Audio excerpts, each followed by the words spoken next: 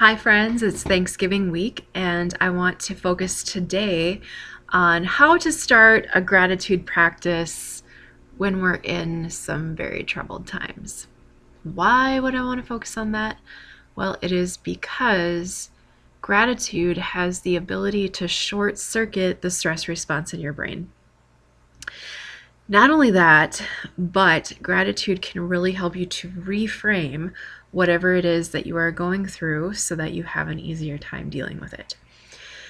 What does a gratitude practice look like, and how should you implement it, especially during times that we're going through right now when we may feel like gratitude is the very, very last thing that we feel like expressing in any way, shape, or form?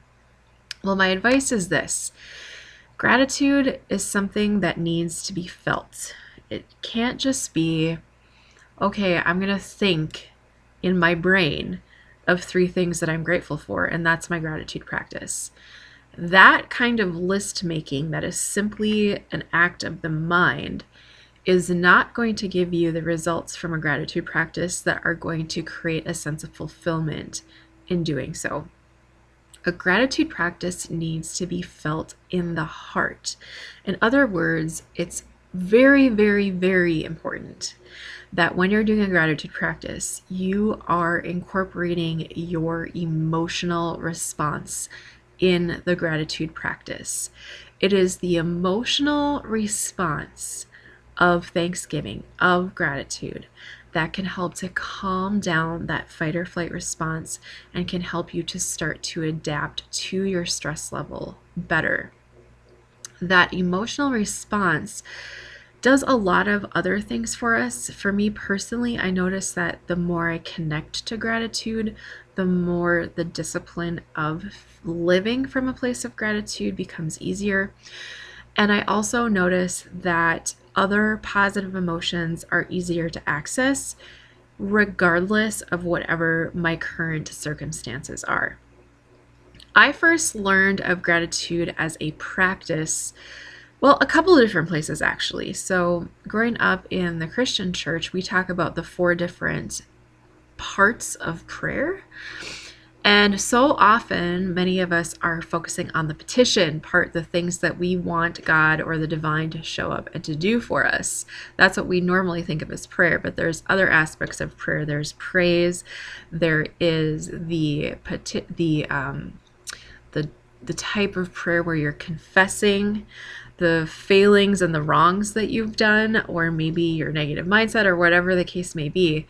But then there's the part for Thanksgiving. And I feel like, at least in the culture that I grew up in, the Thanksgiving part was the least emphasized part of the prayer. It was like kind of like the, okay, signing off here, I'm thankful for this, this, and this, and then we're done. Part of the letter. It was almost like the PS. And really the Thanksgiving and the praise parts are the parts that can set you up to really be asking for what you want in a place of alignment already with the divine, rather than feeling like you need to do a bunch of emotional or spiritual gymnastics to get your mindset there. So that's kind of the first place that I learned of gratitude, but I didn't really experience it as a practice until many years later. So if you've gone back and listened to any of my previous podcasts, the one just before this, episode 25, I talk about my dark night of the soul, and I talk about how there was some very supernatural provision for our circumstances that showed up during that time. But what I did not share is that simultaneously with that, I was learning about gratitude in a new way.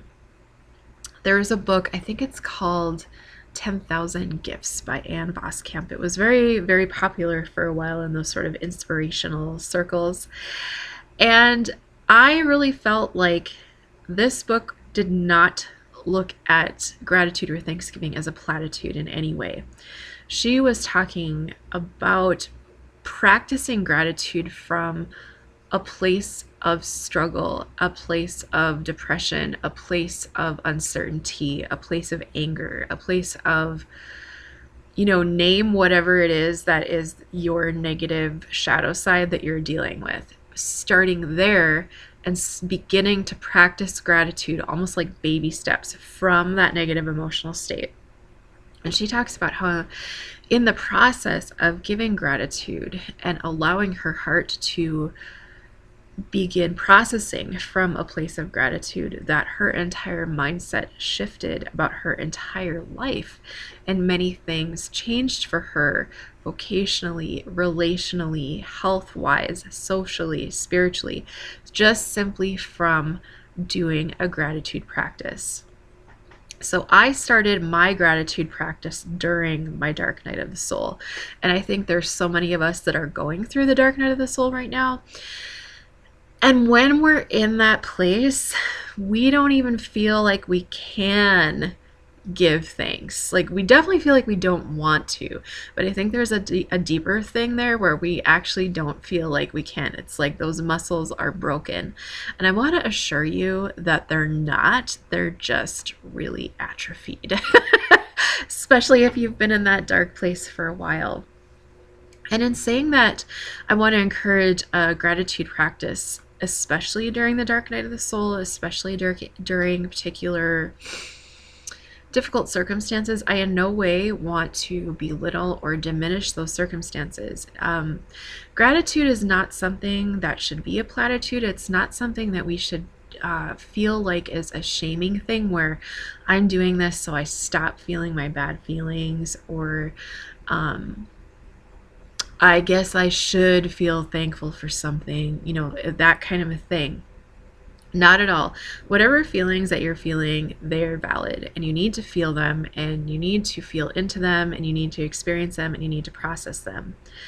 But what I find is that gratitude really helps with the emotional digestion and metabolism of other emotions, especially the negative ones. So if you're feeling stuck in your negative emotions, this is actually the perfect time to start incorporating a gratitude practice. Now, maybe you're not in a negative state of mind, but maybe this is just like a completely new idea to you, to use gratitude or thanksgiving as some kind of a spiritual discipline or spiritual practice. And I get that too. That was new for me. I didn't see it as something that could be a separate thing that I would incorporate into my routine in any way. And so if you're a type A like me, you might get this idea and you might want to run with it and make it into this grandiose thing.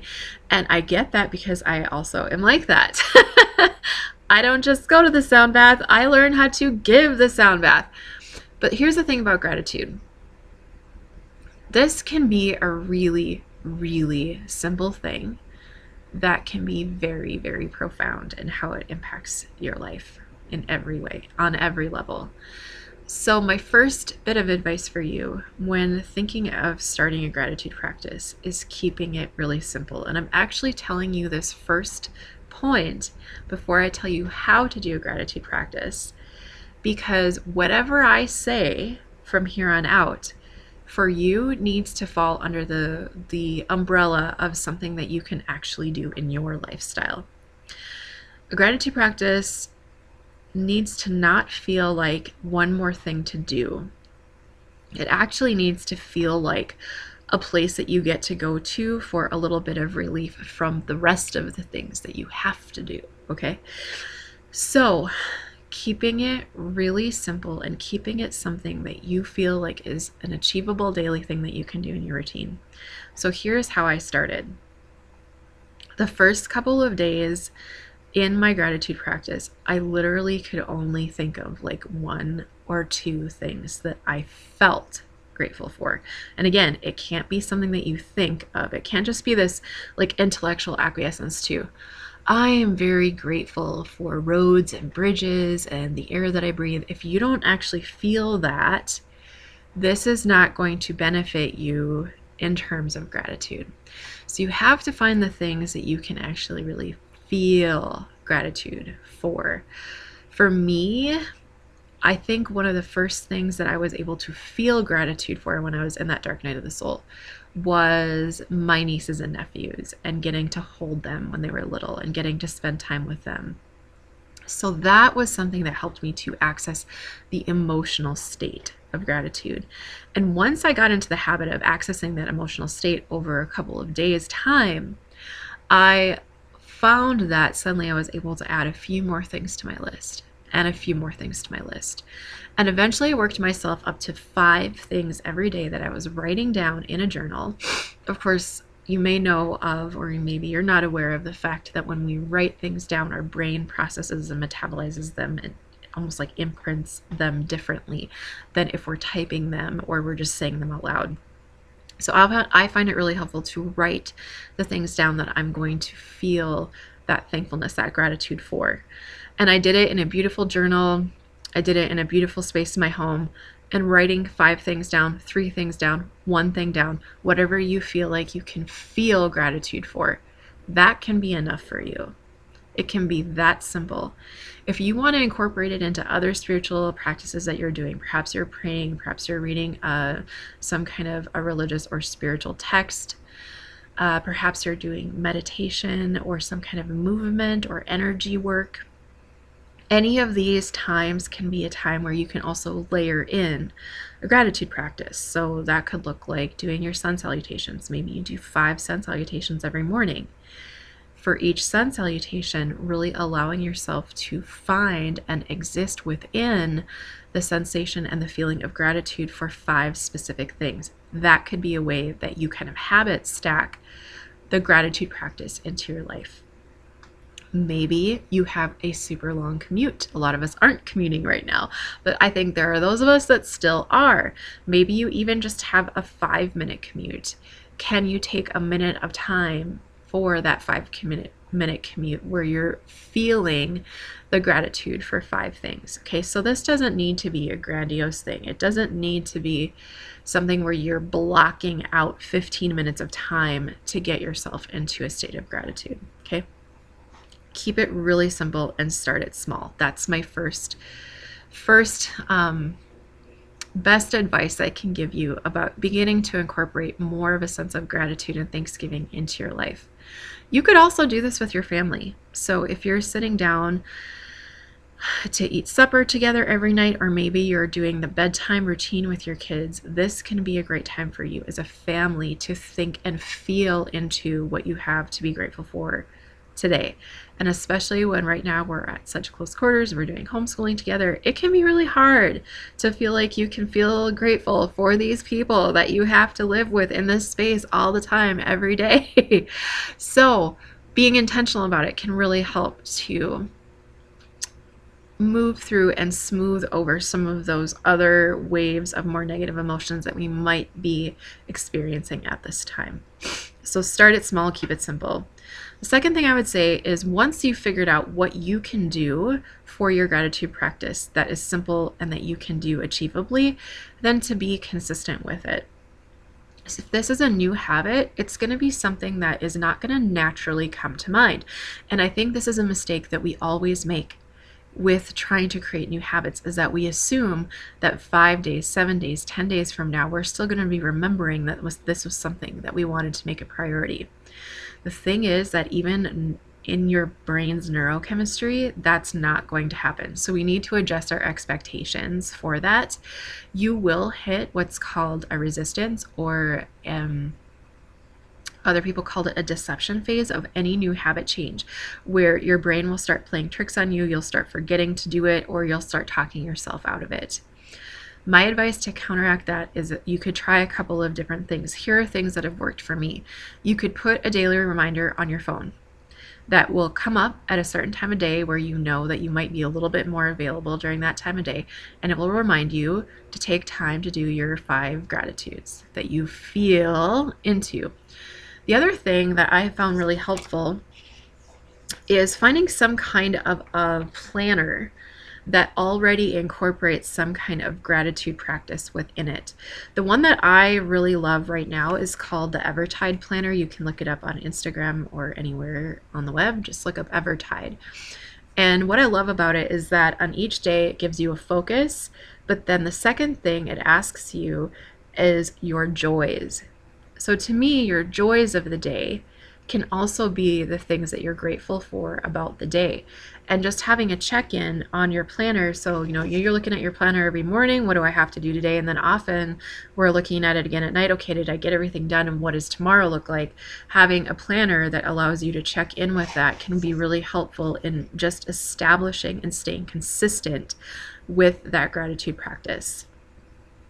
The third thing is kind of a bonus, and that is to incorporate both scents and sounds into your gratitude practice. Why are scents and sounds important? Well, a couple of different things to know about both scent and sound. I'm going to start with scent first. Scent is so connected with our memory center in our brain, with our fight or flight response, our limbic system in our brain, and our emotional center in our brain. And if you're having a difficult time accessing your feelings, and if you're certain Enneagram types, this will be harder for you to do, to access those feeling states. Having a scent that reminds you of something happy, something pleasant, some time in your life where you were easily in an emotional state of gratitude can really help you to get your brain and your body, your biochemistry, so to speak, to be in that state of gratitude. The other thing that's so great about that is that once your brain associates a certain scent with a certain emotional state, every time you use that scent, it will help your brain and your body, your emotional body even, to go back to that state. This is actually something that's been studied. There is scientific support for this. So if you don't have a scent that you're like, oh, that makes me think of gratitude, then you can create one by every time you're doing your gratitude practice. You're just going to grab, maybe you're using a sacred scent like cedar essential oil, and every time you're doing your gratitude practice, maybe you're just wafting that scent of cedar from the bottle, and you're like, yep, okay, now it's my time to go into my feeling state of thanksgiving and gratitude. And then every time you want to go back to that, whether it's during your 5-minute commute or you're doing more of a ritualized gratitude practice with your devotions or your yoga, your meditation, your energy work, you will grab that scent and you will be able to use it to layer that Thanksgiving into that practice with much more ease. And that's what we're all about here, is making things easy for you to live more of a holistic lifestyle. So that is what scent can do for you. Particularly with the idea of Thanksgiving, I think a lot of us think of the Thanksgiving holiday and we think of some of the cooking and baking spices that we experience during this time of year. And sometimes, like right now, I'm even just like my nose thinking about some of those scents is almost like getting over excited about some of them. But you might think of like clove. So here I've got some clove, maybe clove or cinnamon or allspice or nutmeg. Maybe these are spices that for you have a really positive emotional connotation, that you could incorporate those scents into a gratitude practice because you've already been there emotionally. So your brain already knows how to get back there when you use those scents. So I want to just give you a heads up that on this week's blog, I'm actually going to be giving you probably a printable, if I can get it done in time, that's going to have 3 different diffuser blends that incorporate the sacred scents, the citrus, and spices that I'm going to suggest to you would be wonderful aromatic tools for establishing a gratitude practice. So you can look for my blog that has that coming up this week. And if you're not on my mailing list, and if you don't know where my blog is, you can go to prairiearomatherapy.com, get yourself on my mailing list, and then continue into the site and just look for the big button that says blog, and you'll be able to see the most recent blog there. Normally it's released on Friday, but I'm doing everything way earlier this week because of our holiday. So look forward to those suggestions for you. One of them I have in my diffuser right now, and I'm absolutely loving it, and it does incorporate those 2 scents that I've just talked about, and then an additional third one. So you can incorporate scent into your gratitude practice. Another way to do that would be to burn some natural incense. A lot of times incense has that warm, cozy feeling to it. that we don't necessarily get from running a diffuser. It has more of that fire element within it, the idea of hygge, the idea of being around the warm, cozy fire with your loved ones. All of those things can help to bring us into more of a state of gratitude. And scent is very, very powerful in allowing us to access that emotional state and that emotional body in that way. So then sound. What does sound have to do with gratitude? Well, this is a newer thing that I've been experimenting with. But incorporating some kind of sound into your devotional practice can be another way of allowing your brain to re-access that emotional state every time you want to go there. If you think about it, if you think about temple practices, if you think about states of worship, there are usually different elements of our different senses involved in that. The scent of sight, obviously. The scent of sound, we've already talked about that many times on this podcast. The smell, the scent of sound maybe is so obvious that we don't notice it, but we have things like chanting, we have things like hymns and worship songs. There are different instruments that tend to be employed in different styles of worship, whether it's playing the shofar or it is ringing bells to clear the energy. There's so many different ways that sound is used to create a different mental and emotional state in our body. It actually can change our brain waves, and in doing so, it can actually change our emotional state as well. Now, is there a sound that most of us associate with a state of gratitude or thanksgiving? I'm going to say probably not for most of us. So that means we get to create one. So for me, what I've been doing is I have some singing bowls at my disposal. And when I go to do my meditations, my prayers, my gratitudes, I will use that singing bowl to kind of get my mind in the right state by allowing my brain to focus more clearly on just one thing. It helps me to turn off my monkey mind, and it helps me to focus on my intention for whatever I'm wanting to get out of my meditation, my prayers, my devotional practice. So this is something that anybody can try, and maybe it is that you need to turn sound off. You need to turn devices off. You need to maybe put on a white sound that helps to calm down that monkey mind. Or maybe you want to incorporate something like a singing bowls, or turn on some beautiful sound meditation or sound bath music, or Tibetan bowls or chimes or whatever. I mean, YouTube is filled with different options for this. Another thing that I want to make you aware of, sort of as a sidebar to this, is that starting next month, I am going to have a members only area on my website that you can subscribe to. And both sound and scent are going to be part of what you're going to get every month out of this members only area. You're going to be getting a sound bath every month. I'm probably going to have a thematic focus for every month for the sound bath. It'll be 20 minutes to an hour depending on the month and what I'm feeling led to bring as an offering. You're going to get at least one recipe from me every month. It's going to be seasonally appropriate. It's going to be either herbs or essential oil related, so herbalism or aromatherapy, something that's going to help you to live more of a holistic lifestyle with ease.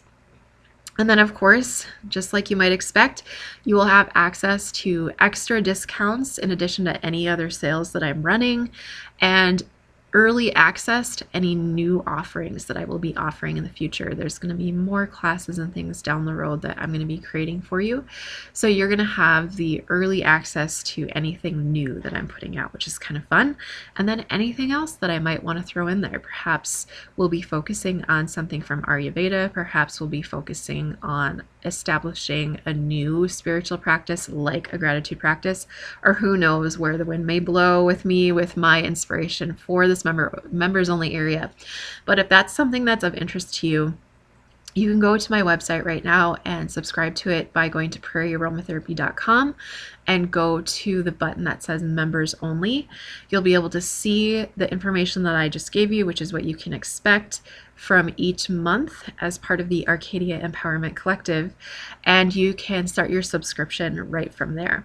If you're not ready for that, but you want to be notified from time to time when new offerings are available in the members only group, then you can also add yourself to my newsletter that I send out a couple of times a week with podcasts and blogs for you, all information to help you live a more holistic lifestyle with ease. So these are my 3 easy tips for you for establishing a gratitude practice in really troubled times. The first is to keep things really, really simple. The second is to keep things very consistent. And the third is a bonus if you want to incorporate the sound and the sense to help your brain and your emotional body to get more easily into that state of gratitude. So do you already have a gratitude practice? If you do, I'd love to hear about it below, what you do for your gratitude practice, what you have found helpful in establishing a gratitude practice. If this is new to you and you try it, I would love to hear from you how you notice it benefits you, and anything that you notice in terms of your mindset, your body, your stress response that you feel shifting from incorporating a gratitude practice, even if you're going through the dark night of the soul. So that's all I have for you today. I hope it was helpful. Please comment, like, subscribe, and hit that notification bell. And if you're listening to the podcast on a podcast app, please give me a 5-star review. It helps me so much to get more information out there to folks who want to live a more holistic lifestyle with ease, just like you. We'll see you next time.